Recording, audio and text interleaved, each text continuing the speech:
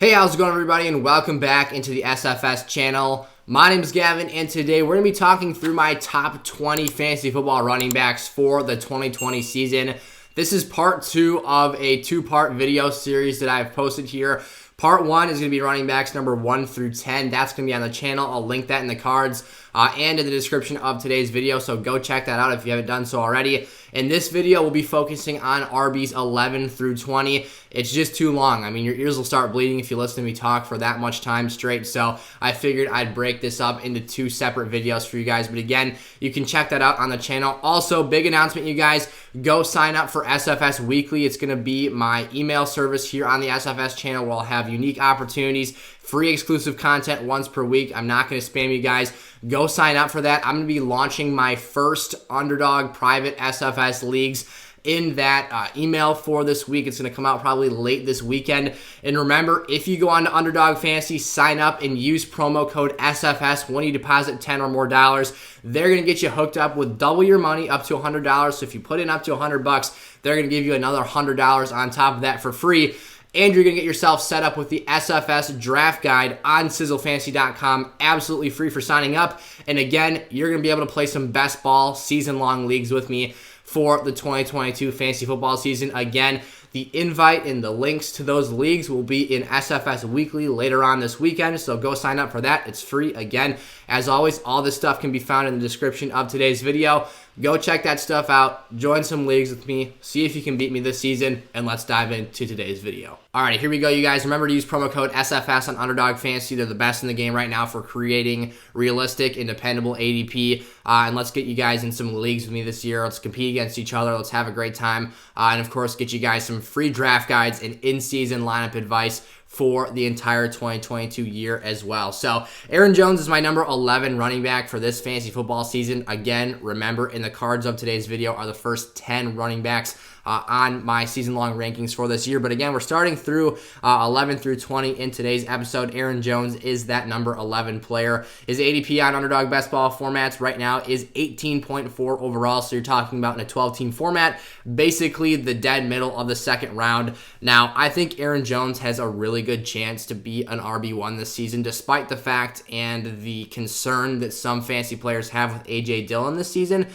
I think that Aaron Jones is going to be just fine. Now, why is that? When you look at the numbers from Aaron Jones' 3 seasons as a high-level producer in this Packers offense, you never get the vibe that he was a workhorse fantasy football running back, because he was not. This is a player who is insanely efficient, has a very valuable role in the pass-catching game, which, of course, when you get that efficiency in the passing game, we know that a reception or a target is far more valuable than a standard rushing attempt. That's why players who are involved in the receiving game give you such a higher level of ceiling than players like, say, a Nick Chubb, who we'll be talking about later today, that are basically non-factors in the receiving game. These guys bring a lot to the table. Now, what does Aaron Jones bring to the table? Well, he has 3 consecutive seasons of a 60 target or higher seasons of productivity. I worded that absolutely terrible. Let's try again.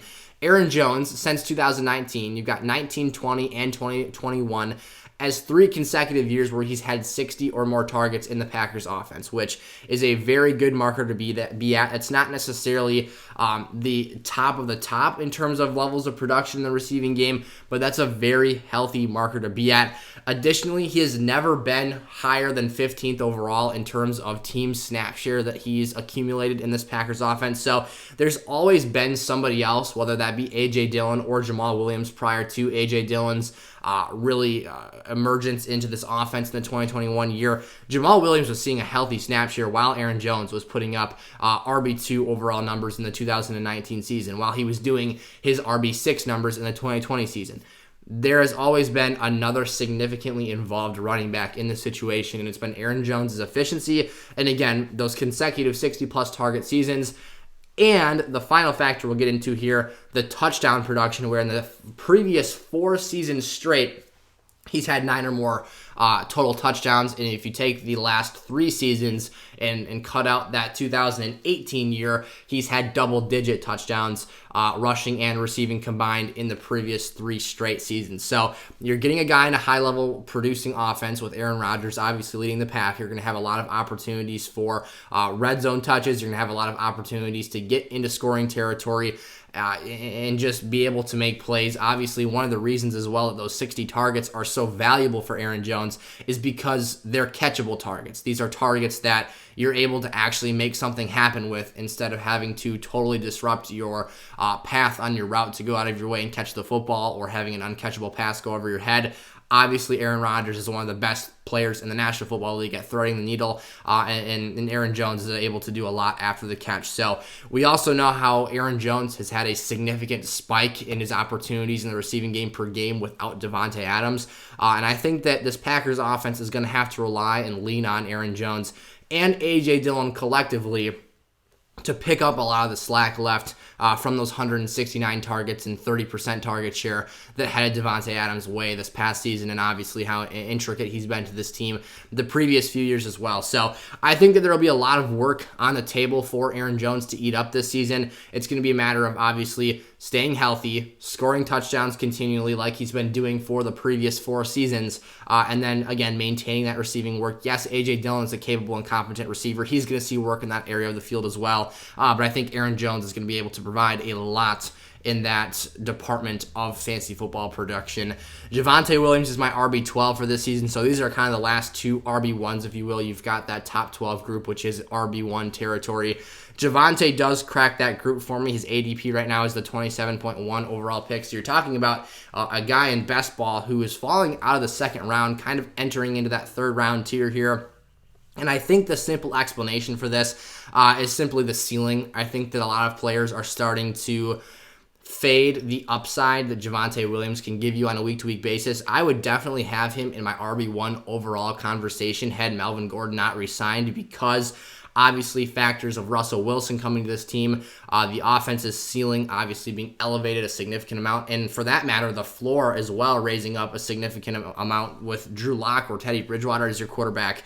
How much weekly production are you really guaranteed here? But again, that Melvin Gordon presence is a big deal, because what it does is it limits the amount of touches, it limits the high-end volume that Javonte can see in this offense. And for a guy in his rookie season who was dang impressive and showed a lot, to be quite honest, still only had a 49.9% snap share. So flip a coin and we know heads or tails, the theoretical math there is you're going to have a 50-50 shot of one or the other for outcomes.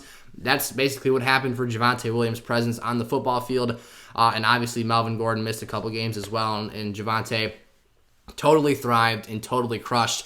And the one game that stands out to me is that Kansas City primetime game when he just absolutely destroyed and was a beast in that matchup. So there are a couple other things that I do think that Javonte can improve upon in terms of elevating his production from his rookie season. Again, I do think that it will be less of a 50-50 split and more of maybe a 60-40 split or a 58, and these numbers aren't going to be exactly perfect because it's not like these are the only 2 players who are ever going to see the field in this offense, but I would expect Javonte to get to the high 50s or start to scrape the surface of reaching a 60% snap share this season.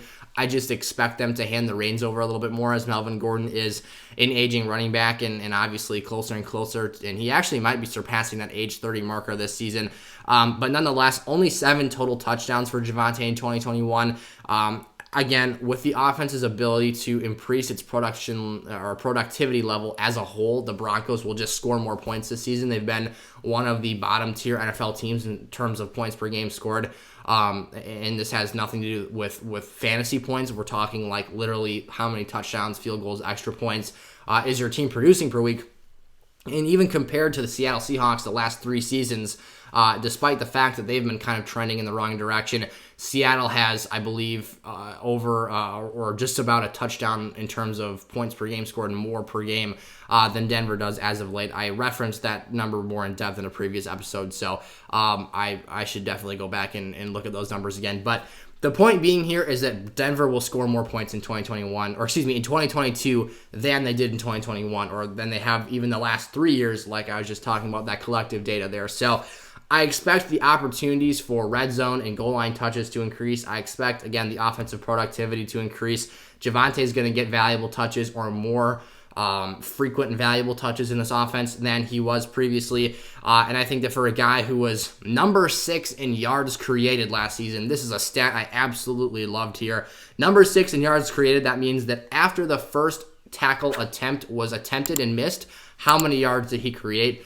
For a guy who is not getting workhorse level volume and is, again, only seeing a 50% snap share, the fact that you were not only top 10 as a rookie, but top 6 in that category shows you how talented this player is. He just needs the work. He just needs the opportunity and the touches, the volume to be able to put those things to use. And obviously he proved in year 1 as well, leading the NFL in broken tackles, which also kind of factors into that yards created stat there.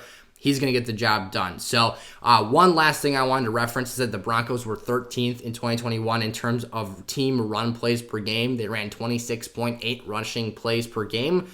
There is an opportunity where that number could grow. The reasoning for that is positive game scripts. Now, if the Broncos are a more competitive football team, if they are front running and leading late in contests, that's going to increase your ability and really your case for running the football. You're not going to have to pass late to catch up. You're not trying to play from behind, trailing late in the fourth quarter.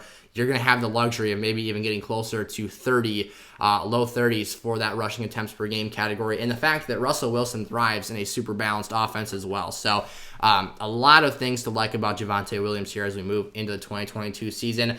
Next up for me at number 13, my number 1 overall RB2 is James Conner, ADP 33.2. So you're talking about a player who, Javonte was just in the top of the 3rd round here.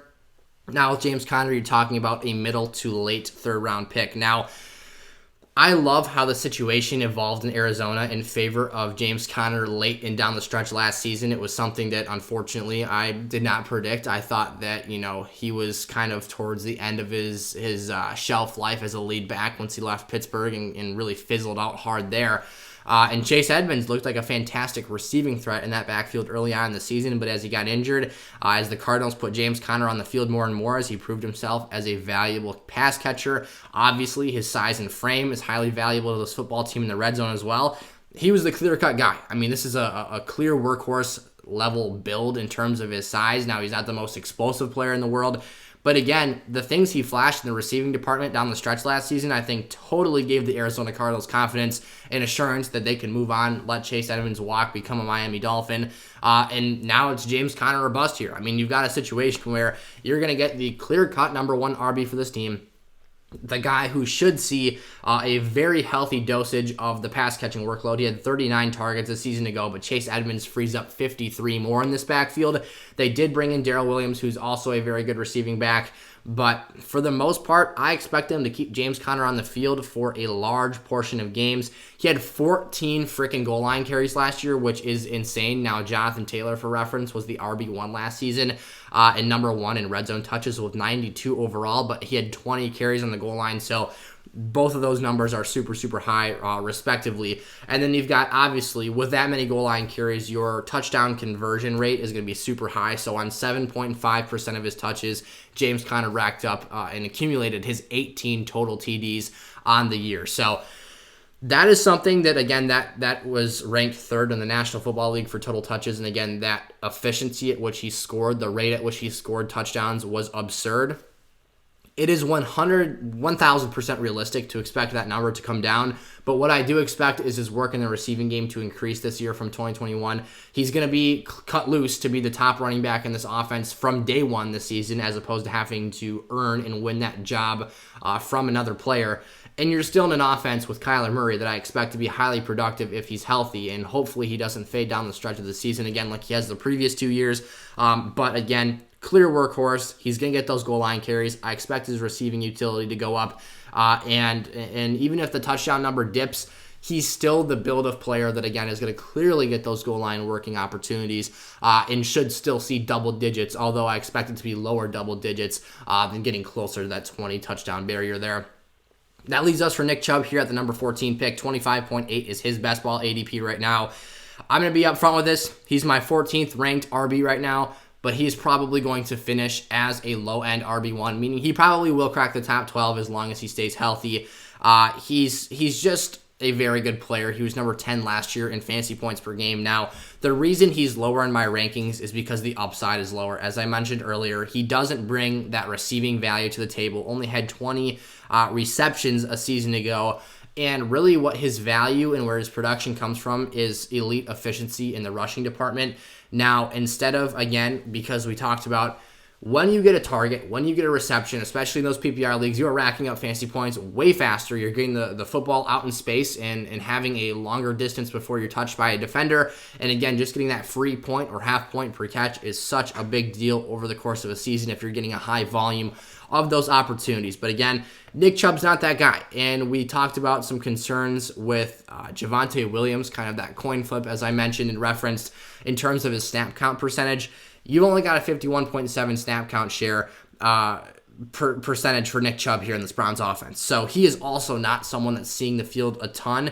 Even in Aaron Jones, who is seeing a sub 60% snap percentage every year almost in the Packers offense, Nick Chubb is literally just barely over 50%. So what does this mean that we have to ask of Nick Chubb? He has to be excessively efficient. I mean, he was this past season. He had 5.1 yards per carry, which was a top-level marker in the NFL. It was not league best, but it was right up there in the top 5. You've also got a guy who had 1,259 rush yards. Now, rush yards and receiving yards are not something I like to make a huge deal out of because, again, you are essentially, or I should say, receiving yards for a wide receiver naturally, not necessarily a running back because it's a much bigger deal for the running back position. But when you talk about those 1,259 rushing yards, that's only 125.9 fantasy points. Without that receiving value, without the touchdowns, that number means very little on its own. So that's where the 9 touchdowns come in. Another thing that concerns me a lot is Kareem Hunt had just 1 fewer goal line opportunity, and he played 6 fewer games. Chubb played 14 games last year. Kareem Hunt only played in 8 contests. And again, Nick Chubb had 1 more goal line carry last season than Kareem Hunt did. So you're not talking about a guy who is dominating and seizing total control of the goal line offense. You're not getting a guy who's getting an elite snap count percentage. So there is other competition in this offense for touches. And a lot of those are going to Kareem Hunt. The same guy who's vulturing TDs is the same guy who's vulturing all of Chubb's receiving work and also taking some of that goal line opportunity and first and second down work as well. So there's a lot of things to be concerned about, but at the end of the day, Nick Chubb's a really good player. He's playing in what's expected if Deshaun Watson's the quarterback to be a very good offense. He's in a situation with a top 5 offensive line. There is still a lot to like here, but there's also a lot of reason to be cautiously optimistic with his upside and not expect him to be this high-level fantasy RB1 producer. We're all over the place with our words today, but we're excited. We're talking through our top 20 running backs today. So he was number 10 in fantasy points per game last year. Again, low-level RB1 producer. That is my expectation for him this year. I don't like his upside quite as much as the first 3 players on the list today, but I do think, again, if he is healthy, he does have a very safe floor. So it's all going to come down to touchdown production and rushing efficiency for me this upcoming season. Saquon Barkley, someone I have been waiting all offseason to talk about more here. I have unfortunately not dabbled in this space as much as I would have liked to at this point in the year, but we're going to talk about him right now. Saquon Barkley's ADP 25.8, exactly the same as Nick Chubb right now, which is really interesting. So, maybe a piece of content for a future ADP battle here on the channel. We'll be dropping our first ADP battle on Friday morning or afternoon. It'll be Justin Jefferson versus Jamar Chase. So we'll be talking through basically a deep dive into both of those players' fantasy situations, why I like one, why I like the other, and at the end of the day, who should be the best for this upcoming season. But Saquon Barkley, let's look at the numbers here. Let's talk about situation more importantly, and let's talk through context, expectations, all that great stuff. So Saquon's a guy who last year I jumped the gun on a little bit. I put too high of expectations on him post ACL injury, which I should not have done. I was setting myself up to be disappointed. And, a person who, think about Christian McCaffrey, how many times he's hurt you potentially. Now think about Saquon Barkley. What's the same? What's different? Saquon Barkley, what's different from Christian McCaffrey in terms of the injuries he sustained is they are freak accidents. They are injuries that a high ankle sprain, an ACL, I don't think they warrant a injury-prone tag being slapped right on top of the player. When we talk about Christian McCaffrey, however, and the nicks and dings, the bumps and bruises, the non-contact hamstring injury that he suffered last year and just pulled up on and ran out of bounds, Those are things that make me a little bit more concerned and maybe make me throw the injury-prone label at him a bit more. With Saquon, again, I'm not so prone to do that. I think that we shouldn't hold that stuff against him as much. And last year, what I meant by jumping the gun was that a guy who is still recovering physically and psychologically from an ACL injury is probably not going to be the same player that he was the year prior. Now, yes, something that I want to emphasize this season is that with Cam Akers, with Saquon Barkley, with J.K. Dobbins, yeah, they can get out there and they can be cleared for contact and they can play football again, but that doesn't mean that right away they're going to be ready to be their fullest and most, complete version of themselves. Saquon is now 1 year removed from the ACL injury. He did not rehab this offseason. He trained. He is preparing to be his best self in 2022. What was he doing last summer? He was trying to rehab, recover, and get back to full strength from that injury. Those are two very different mental states and two very different physical states. Last year as well, what was Cam Akers doing? He is recovering from an Achilles injury, maybe the most brutal to the running back position in fantasy football.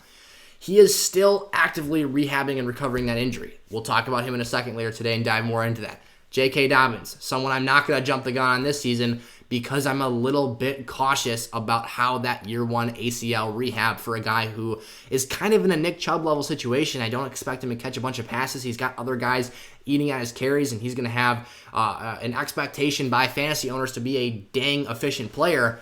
Let's manage our expectations there a little bit. Again there this season, though, back to Saquon Barkley, he is fully recovered, he is fully healthy, and he is training to be the former second overall pick in the 2018 draft, which outside of his rookie year in fantasy, he has not lived up to. Saquon, though, I think is ready. I think he is primed. I think he's at a situation where he is the cheapest in fantasy football that he will ever be or ever has been. Because if you go back to that rookie season, the dude's ADP, I believe off the top of my head, it was 4 years ago, but I'm almost certain he was going in the first round of redraft leagues. So this guy is obviously an elite talent. There is a reason that he is being drafted or was being drafted so highly, was picked by the Giants second overall in the 2018 class. It's because as an athlete and as a prospect, he is a different beast and a different animal at this running back position. So if you look at the talent and invest and bet on the talent alone in the third round of your draft here, yes, it is the early third round, but it is still the third round of your fantasy leagues this season. There is a high level of upside to have a strong running back one finish this year. Now, the risk is factored into my rankings here. He's my number 15th ranked running back for this season. Yes, there again is risk. It's not a perfect and foolproof situation here. But what are the Giants doing? They brought in Brian Dable, a guy who's been successful for some really, really impressive RB seasons in the past. A guy who, or a team that's brought in Evan Neal to improve the offensive line. They've increased the weapons surrounding Saquon Barkley the last two offseasons, or rather Daniel Jones, for that matter, just to try and help this offense get moving in the right direction. From Kadarius Toney to Wan'Dale Robinson to Kenny Galladay. They're trying to make things work here in New York. So, again, it's not foolproof. It's not guaranteed. But this offense does have weapons. Saquon does have RB1 overall potential. And he has absolutely zero competition on early first and second down yardage situations. You're telling me Matt Breida, who right now is the handcuff. And if you're going to draft Saquon Barkley, you should probably throw your last pick at Matt Breida just to have that safety blanket insurance policy. Now, Matt Breida is not going to be even remotely what Saquon Barkley is if Saquon were to go down. Just a suggestion there. But Saquon has no competition for touches. This guy is going to have one of the higher snap count percentages in the National Football League this year. He is going to be used in a workhorse fashion, and he is going to be absolutely run into the dirt. Whether he ends up getting injured or prospers and has an RB1 finish this season, Saquon will touch that ball a ton this season. And if you're telling me I can get an athlete of his level of explosiveness and his upside out in space, I will take that every day of the week. You know, it's been a while since we've seen it, but when he gets out there in space and actually gets to the second level, he is one of the most explosive football players I have seen with my own two eyes in a very, very long time. So, Saquon Barkley for me, number 15 overall running back. Lots to be excited about. There is some risk, but there is a whole lot of reward here. Make sure to draft at least a couple of shares of Saquon this season if you've got multiple leagues. That leaves us to Big Zeke here. He kind of looks like, if you're a Star Wars fan, he kind of looks like an Ewok if he takes off that helmet there. But it's really the hair that gets me. The multicolors, the braids, the curls. Zeke's got it all going for him there. But Ezekiel Elliott's ADP here is 41.0. So now we're talking about running backs going in the 4th round. And for best ball purposes, not a huge fan of Ezekiel Elliott here. If we're in a season-long redraft league where I'm playing with my buddies, I'm setting my lineup every week, I'm making waiver wire adds and drops, Zeke is a guy you want to target in the 4th round of your drafts. Why? He's getting volume. He's in an offense that has the potential and capability to be highly productive. And he's a guy who I think is grossly misunderstood in terms of what 2020 showed us and the context we put behind it. I was guilty of it for a while this offseason. I got myself right. I looked at the numbers. I assessed the situation. I've changed. I'm a better man now because of it. Pre-PCL injury, which he suffered in Week 4 against the Carolina Panthers last year, Ezekiel Elliott was averaging over 20 touches per game. Ding, ding, ding. Yep, those are workhorse numbers. If you're getting me on average 20 or more touches on a per-game basis, sign me up, because volume at the end of the day for running backs is king in fantasy football. So here we go with Zeke. Post-PCL injury, his touches per game dropped by 4.5, nearly 5 touches per game, down to 15.5 touches per game. So you're talking about a 25% drop-off in the touches that he was seeing last year. Yet, in spite of the fact that everyone is going cuckoo bananas, going nuts, and can't stop talking about Tony Pollard saw his touches per game, again, rushing and receiving opportunities combined. Tony Pollard saw his work increase by 0.02 attempts per game. 2/100ths of an attempt. Not a tenth. 100ths. It was 11.25 pre-Zeke injury. It was 11.27 post-Zeke injury. That means that the situation, the injury, the impact, the fallout was not felt by Tony Pollard. It was simply felt by Ezekiel Elliott. He was the only guy that lost something here. And really, no one else had anything to gain. The Cowboys' offense got worse after Zeke got injured. The production, the passing game suffered as a result of a less balanced offense. Everything basically went down the tunnel for the Cowboys. Now, they didn't just blow up and become some Jags or Jets level offense, but they weren't nearly as good as they were with Zeke those first 4 games. Now, he did play every single of the 17 contests in the 18-game season that he was available to play for this year, but that injury was reportedly really bothering him, really nagging him, and had a large and grave impact on his season. Despite all this nonsense, this injury hoopla, this unfortunate series of events here, you've got a guy who was top 10 in running back targets, 7th to be exact, with 65 last year. I just talked about number 11, Aaron Jones, has 3 straight 60-plus target seasons, and that is something I love to see. Zeke's doing the same thing. Maybe not as prolific, explosive, or efficient of a player as Aaron Jones is, but still very encouraging numbers there. He also is top 5 in red zone opportunities. So you're talking about a guy who is getting you the work on the goal line. He is their choice back in terms of running it in for 6 points. That's a big deal for fantasy. If you're telling me you can get a lot of cracks and swings at the bat for scoring a 1-yard rush for 6 fantasy points, I'll take that any day of the week. And he was still, despite the drop-off in rushing or total opportunities per game, despite the fact that everyone's going nuts about Tony Pollard and saying he's taking over Zeke's work, Zeke was still top 10 in running backs in the National Football League in snap count percentage, meaning he's on the field a lot. So, yes, is Zeke's upside as high as other players in this list? Absolutely not. He's not someone that you expect to go out and win your week for you. But if you want a guy who can just scratch and claw and dig his way into an RB1 finish, a low-end RB1 finish for that, again, I don't exactly expect Zeke to just blow the brakes off things and have this great fantasy ceiling. But what I absolutely do expect is that Ezekiel Elliott is going to come out here, give you a safe floor every week, and put up reliable fantasy numbers on a week-to-week basis, which in those redraft leagues is going to be pivotal. It's going to be crucial because guys that sink the boat are guys that lose fantasy leagues. And Zeke, I doubt, will sink the boat more than a couple of times this year.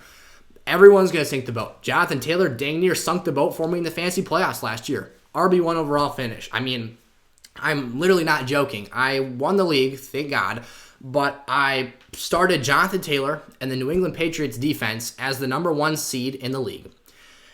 And between Rex Burkhead And the Cowboys defense on the other team, I dang near lost that league despite having Jamar Chase, Devontae Adams, Tom Brady, Mark Andrews. Like, we are talking a absolute loaded roster here that almost was sunk by Rex Burkhead and the Cowboys team. So, totally off the point. Don't know how I got there. Oh, yes, we were talking about how everyone's going to have down performances, but I expect Zeke's to be very few and far between, and that fantasy floor will be concrete, solid, ironclad, baby. Buckle up. It's Ezekiel Elliott. Fantasy floor season here in the 4th round, which, again, is fantastic ADP. If he cranks up there in the 3rd round and starts going with Nick Chubb and Saquon, count me out. But right now, where his ADP is at, I'll be signing that paper all day long. Travis Etienne, 49.5 overall pick here, so now we're jumping down the board a little bit.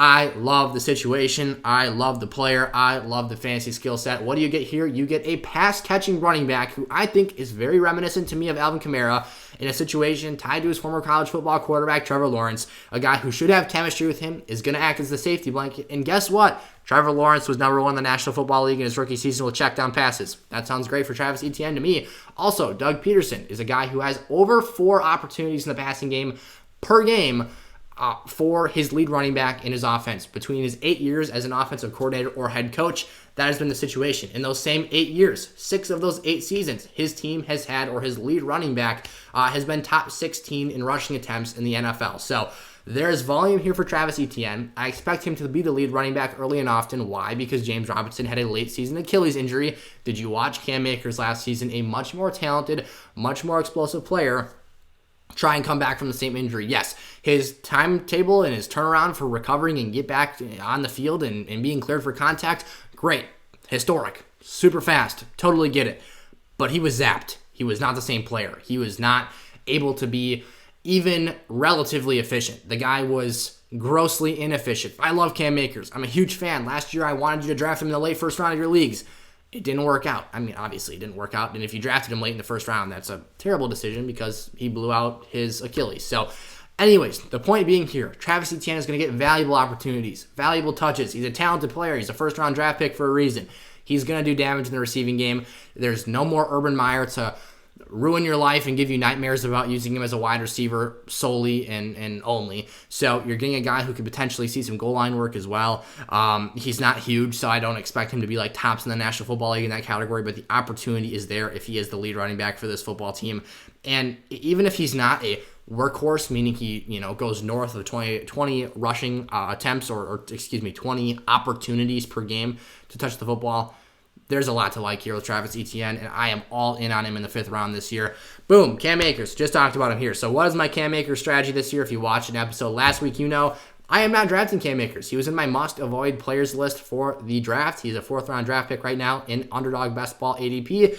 I apologize. I did not put his ADP up on the screen, but I can tell you it is the 45.0 overall pick. So, Cam Akers. Why am I not drafting him? I just, besides the fact that I kind of dumped on him for his Achilles injury, which is totally not his fault, still love the guy, he's a great player, is the fact that I don't expect him to be healthy still entering week 1 this season. Now, I read some injury analysis from one of Fantasy Pro's lead injury analysts. He's a certified doctor or MD, whatever the heck it's called. And he basically said that, the Achilles injury is the worst in sports. We knew that. If you watch basketball, you know that. If you watch football, you know that. If you watch any sport that needs relative explosion or vertical jumping ability, Achilles injuries are brutal. The running back position is also the worst spot, arguably, for this injury to occur. Why? It zaps your explosiveness. It, in terms of fantasy football, limits your upside, because if you're not making big plays, you're not scoring big points. And Cam Akers is a big play, big point opportunist. And for a guy who last year I was literally comping to having Dalvin Cook level explosiveness when he breaks off tackle and goes vertical upfield. Obviously, there's the FSU parallel there, and then just the fact that I see similarities in them as players, not super huge backs, and again, insanely explosive in space. Cam Akers was not that guy. He was shot in the playoffs last year. Yes, he suited up. He was cleared for contact. Again, if you want to be the guy that tells me that he had some ridiculous, super fast-tracked recovery timeline, I agree. I saw it. It was awesome. But he wasn't the same player. And essentially what this doctor told the fantasy community here is that Cam Akers he only expects Cam Akers to be 85% of himself week 1 this year. That is factoring in age. That is factoring in his talent. That is factoring in his previous levels of explosiveness. All positive green flags. He still expects an 85% Cam Akers week 1, and he said it could take up to week 8 for him to be off the ground running as a 100% healthy player. So what am I going to do with Cam Akers this season? Well, thanks for asking. I'm going to draft him, I'm not going to draft him. I'm going to buy him low, middle of the season, weeks, 4 to 6. If he gets off to a slow start here, I'm going to scoop up that value, baby. But for me, give me someone else in the 4th round right off the bat that I can trust, that I can depend on. Maybe it's taking an Ezekiel Elliott, drafting him, sitting on that nice, steady floor production, and when the Cam Akers owner loses his shit because Cam Akers is putting up low floor numbers and can't quite seem to have that same value and burst, snatch up that opportunity, get that draft, maybe even snag some value on top of that sucker, and then down the stretch when Cam Akers gets right, win that freaking league with this upside. But in the draft, for me, there's no point in taking him here. I see a guy who is insanely talented, a guy who has a lot of potential, but again, is by a doctor not expected to be 100% day 1, not expected to be a week 1 RB1 level player. He does have top 12 weekly upside. Cam Akers is in an offensive situation where the Rams are going to score a lot of points. It is not a hot take to say that. They are the Super Bowl champions. They have the Triple Crown winner. They have a quarterback who's a top 5 fantasy finisher last year. They've got everything they could want. They just brought in another wide receiver 1 in Allen Robinson, who's going to be their wide receiver 2 and absolutely murdering people in the middle of the field next year. So the situation is phenomenal. The player is phenomenal, but let's get Cam Akers healthy. Let's get Cam Akers right. And for that reason, that expected slow start to the season, he's my 18th overall running back on the board this year. David Montgomery, unfortunately, suffering at the 54.2 overall pick from a terrible offense in Chicago. Bad offensive line, bottom 8 in the National Football League. You're talking about an offense that does not enable him to be an efficient scorer with the football in his hands. But what is David Montgomery? He's a bona fide workhorse. This is a guy who has a 74.8% snap share in the Bears offense that ranked number 2 amongst running backs in the league this year. And if you go back to 2020 when he finished as, it was either the RB4, either the RB4 or RB5. Wow, again, really having a tough time with my words today. But he was ranked 3rd in snap count percentage that season. So you've got back-to-back top 3 finishes in terms of how often he's on the football field. That's screaming workhorse again. You've got a guy who had 225 carries last year, 51 targets. So again, the opportunities are there. He's on the football field. But what does that bad offense, that bad offensive line, what is that promoting? 61st in yards per carry for David Montgomery. So awful levels of efficiency. Not a guy who's finding very many run lanes. A guy who is able to play physical. He's a very good weapon on the goal line because of that size. He is explosive enough in space. Now, again, he's not a burner, so he's not a guy that's going to leave dudes in the dust. But if he had competent blocking, David Montgomery could be an RB1. But this situation needs to improve. Justin Fields can take a step forward as a passer this year. He can increase the offensive ceiling for this Bears team. But I still see limitations in how much David's going to be able to produce here if he's not scoring a heinous amount of touchdowns this year. So I'm a little bit concerned. He did have 50 red zone touches, which was top 5 in the NFL. There's a lot of guys tied at the number 5 spot with 50 touches, but he's amongst that group, so he is getting a lot of quality opportunities in that area of the field. But again, that efficiency is terrible. They're not getting much of a drive off the line of scrimmage, and that is impacting his fantasy numbers, his fantasy ceiling, and his fantasy outlook for this upcoming season. And then finally here, Elijah Mitchell. Now, this is a big blip in ADP at 70.8 overall. And you've got a couple other guys, Antonio Gibson, Josh Jacobs, notably. I'll let you in on a little secret here. Absolutely awful trade in a Dynasty League I'm in today. Someone thought it would be a good idea to buy Antonio Gibson and a few middle round picks over the next 2 years. Like, we're talking some seconds and some thirds. And this year's draft, we haven't done a rookie draft. For a little bit behind things here. And then also for next year's draft, in exchange for the 1.1 overall pick this year and the first round pick next year, which based on his team, I wouldn't be surprised if he was the 1.1 overall selection in 2023 and ends up just shipping over Breece Hall and Bijan Robinson from Texas A&M, which is a dang good player. So a little bit of a headache for me there. But besides the point here, Josh Jacobs and Antonio Gibson, which is how I just got off on that topic there, are the two players who you could go back and forth, and I'm actively going back and forth. It took a lot for me. I basically spent a long time making that decision for this 20th overall spot, and I was very, very close to putting Josh Jacobs here. But Elijah Mitchell gets the spot. Again, his ADP is 70.8 overall. What are the details? What's the information on Elijah Mitchell here? So basically, by the way, as I'm reminiscing and reflecting over everything I just said, I'm pretty sure I said Elijah Moore at least once. So no, we're not talking about the New York Jets wide receiver, or maybe I just imagined that all in my head and now I sound insanely crazy. So 11 games played for Elijah Mitchell is a bit of a red flag for me in his rookie year. That's, typically when you're expecting to see the lightest level of wear and tear on your body, and he should be able to stay healthy.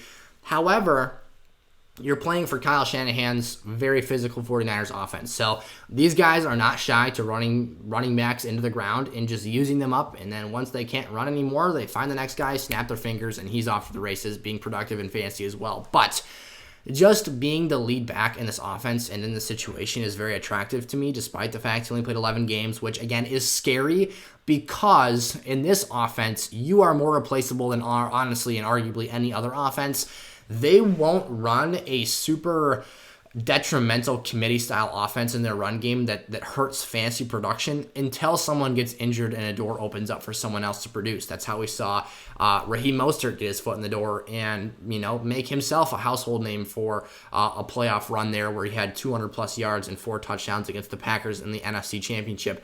That's how Elijah Mitchell got his foot in the door here with Mostert going down. That's how there's the opportunity for guys like Tyron Davis-Price or Trey Sermon, depending on if they are ever going to let him out of the doghouse, get their foot in the door here if something were to happen to Elijah Mitchell. So it's a very risky draft pick. I'm not going to downplay that whatsoever. And I do have a really interesting stat here, and I'm going to kind of talk about why I think that it could be a positive, but also why I think this number might be ballooned a bit and be a bit undependable. So let's just talk about that right now, since I don't want to waste any more time rambling. He had an 80.8% opportunity share in the 49ers backfield last season. So that number seems insanely high when we talk about missing 6 games last year and the fact that he's not starting in those 6 games he missed. So the fact that he still has an 80.8% opportunity share for me is very encouraging, because what opportunity share is essentially the percentage of touches, total team touches that Mitchell got compared to other running backs, that's the key word there, on the roster. So what I kind of pulled away from this stat, from this metric, is that Deebo Samuel might not be factored into that 80.8% opportunity share chunk of the pie there. I mean, you're getting 4/5 of the whole pie. I mean, how much can you really eat there, Elijah? But again, that keyword being running backs, he had 80.8% of the opportunity share amongst 49er running backs. Deebo Samuel is probably not considered part of that statistical group. So I think that number is a bit of an inflated outlier here, but again, it shows you that last year he was the primary RB being used in this 49ers backfield. And I expect that to be the trend here in 2022. As long as he's healthy, as long as he's available, as long as something unforeseen doesn't happen, Mitchell will be the top guy in this backfield, and he will see a very, very nice amount of usage in a very valuable offense that produces phenomenal running backs in terms of their productivity. The only issue is, again, that health. 11 games, highly replaceable players here in San Francisco at the running back position, and the fact that Mitchell's a little bit smaller. He's only 205 pounds. He looks a little bit bigger than that on film, but that's what he's listed as. There's an opportunity to get kind of dinged up and nabbed there. He was only 41st in red zone touches, which is a bit concerning, but shows a lot of area for growth this upcoming season. They did bring in, again, Tyron Davis-Price, who is a humongous bowling ball of a player, so that's kind of concerning, though. He could steal some of those opportunities, and then Mitchell had just a 7% target share. That is concerning to me, showing me that he is not super involved in the receiving game, and that could be an area of concern or a red flag, and he was 16th in yards per carry, so that's actually pretty good. Not quite in the top 12 players, but still, when you talk about David Montgomery being 61st, that is a lot better, obviously, again, because you've got a phenomenal scheme, phenomenal run game, and just opportunity to succeed there in San Francisco. So that was a long video. That was a lot of talking. Those were and this is, again, why we split this video up into 2 sections, because I don't know how long this is. I can't see the camera timer right now until I stop things, but I'm guessing we're about 35-40 minutes into this episode here. So that's why we split it up into 2 parts. Hope you guys didn't mind that too much. Go check out part 1 if you haven't done so already. But again, thank you guys so much for tuning into today's episode. Drop down, click that like button, subscribe to the channel, click the bell so you never miss an episode if you're new around here. And make sure to check out SFS Weekly. Sign up for Underdog. Use promo code SFS. Super amazing, awesome format for best ball formats, best ball drafts. We're going to be doing private SFS drafts this offseason, this summer. I'm going to be jumping into leagues with you guys. I'm going to be playing, competing for real prizes with you guys, or it's, obviously a monetary amount, but we're going to be competing against each other in drafts. Those invites will be in SFS Weekly, which is a free email subscription service. Again, I will not spam you. I will send you 1, maximum 2 emails per week, and a lot of the times it's probably going to be just 1 because I am ridiculously strapped for time, but I love creating content and want to get you guys some free exclusive stuff for supporting me here at SFS. So again, subscribe, like the video, bell so you never miss an episode. Sign up for SFS Weekly and join those Underdog drafts. Join leagues with me this year. I'm not going to put a cap on it. If you want to join, we'll be doing 1 per week here at minimum for the rest of the summer. If you want to join every single one of the drafts and you're able to get in there fast enough, join, and we'll play some fantasy together. It's going to be a great time this summer. And we'll make those, low entry cost fees to make sure that everyone has an opportunity to join. We're talking like $3 to maybe $5 per entry. And again, I'll be paying that entry fee as well. So I've got some skin in the game, and I'll be putting my best foot forward with you guys. So thank you all so much for what you do and your support for the channel here. I could not thank you guys enough. I will see you tomorrow. Peace out.